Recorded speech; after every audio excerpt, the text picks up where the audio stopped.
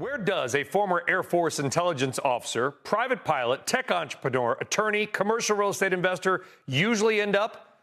Apparently at the bottom of the Pacific Ocean. At least your next guest did, sorta. And he thinks he may have found Amelia Earhart's plane. Joining us now is chronic underachiever, Tony Romeo, founder and CEO of Deep Sea Vision. Tony, I'm fascinated by this story. Thanks for coming on.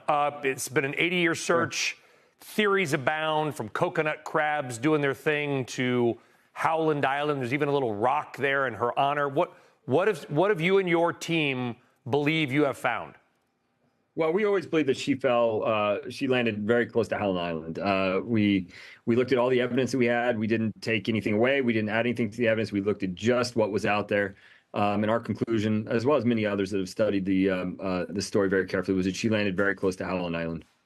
Basically, a navigational error. They just screwed up, maybe forgot to reset. They had this thing, a calendar, which could, basically it's how you navigated back then. Probably just ran out of fuel and had to ditch it in the water. Is that kind of summing up what you think? Yeah, that's it. So she took off on July 2nd. She flew into July 3rd, and just after midnight, she flew it back into July 2nd. She crossed the international date line. Her navigator, Fred Noonan, who was one of the best in the world, had he forgotten to change the calendars back a day on his for his celestial readings, it would have thrown him off by a significant distance. Not far, but enough that she would not have seen the island. So have you spotted something?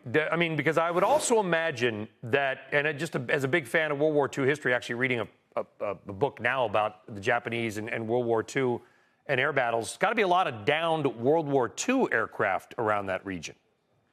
There's a lot in the Pacific, just not in that area. The Pacific's huge, right? There we've got, all the way from Japan all the way down to Argentina. It covers a huge amount of area.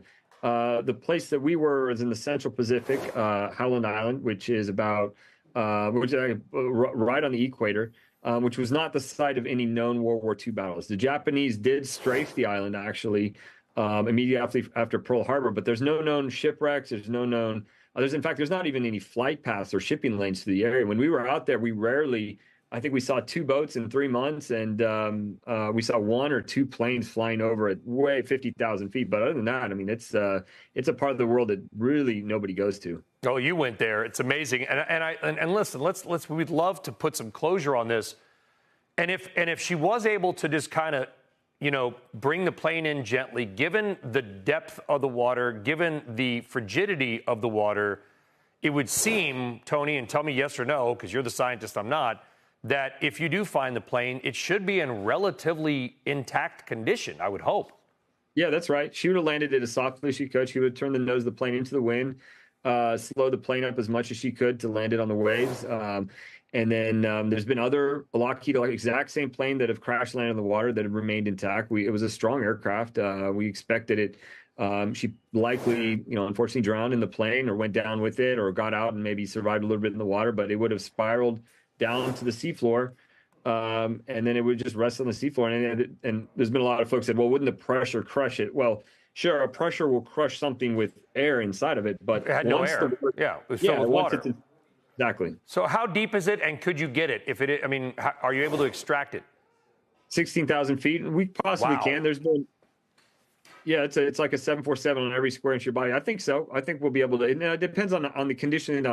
Over time, the rivets and things will probably have softened and weakened.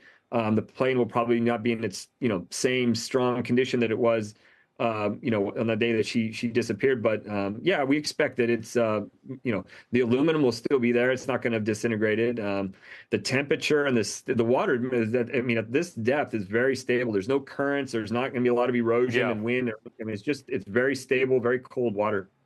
Amazing work. 16,000 feet. My gosh. Over 3 miles down. That is just tremendous. Good luck to your team, Tony. Keep us updated on this, because I just find it fascinating, and Godspeed, and hopefully you can solve it.